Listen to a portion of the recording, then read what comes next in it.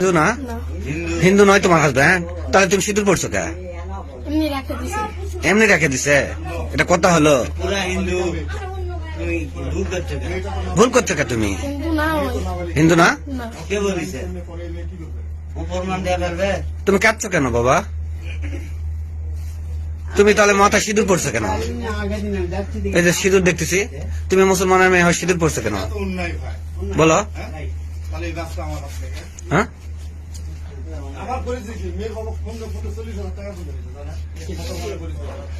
তুমি তোমার আব্বার থেকে টাকা নিছো ফোন করে? হ্যাঁ,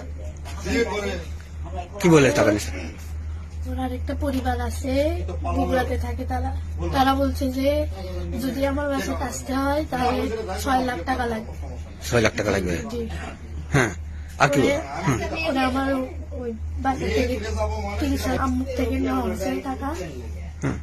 নেওয়ার পরে তারপরে আমি নিয়ে যাইনি।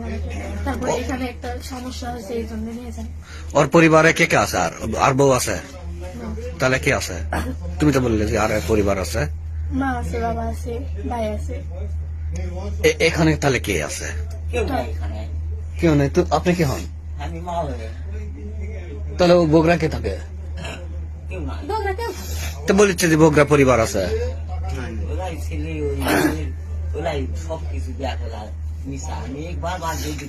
আমি তো প্রশ্ন করছি, আমি অন্য পাড়ার লোক। তাও আমি বলছি আপনি আসেছেন ছেলের সাথে আসি যে আমার এই মেয়ের আমার উপর রাগ কি জানেন? আমি বলছি যে সেই ছেলে কাজ জানে না, কথা বলি ভাই। অনেকে এত বড় করলো, সেই বাবা মাকে ছেড়ে তুমি একটা হিন্দু ছেলের সাথে কেন আসছো বাবা? এটা ভুল করনি তুমি? হিন্দু না। আবার বলে হিন্দু না? কি বলছে তোমার? হিন্দু বলছে না মুসলমান বলছে? মুসলমান। মুসলমান বলছে? এই মুসলমান বলে তোমাকে নিয়ে এসছে? আর কি বলছে বলো? বলছে যে কয়েকদিন থাকার জন্য খালি ওইখানে রেখে দেবো, আবার ওই টাকা দিয়ে তারপরে ওখানে নিয়ে যাবো। টাকা দিয়ে আবার নিয়ে আসবে? কত টাকা নিবে? 6 লাখ? 6 লাখ টাকা কি করবে? ওর ওই বাবা দিবে। ওর বাবা কোথায় থাকে? ওর বাবা ইতালির থাকে। ইতালির থাকে? জি। আর মা বাসায়। কোন বাসা? বগুড়া। তে ওই যে এখানে তো ওর আম্মা বললে, মা এখানে আছে বললো, ওটা কি হয়? এই যে দেখতে পাচ্ছি সেটা।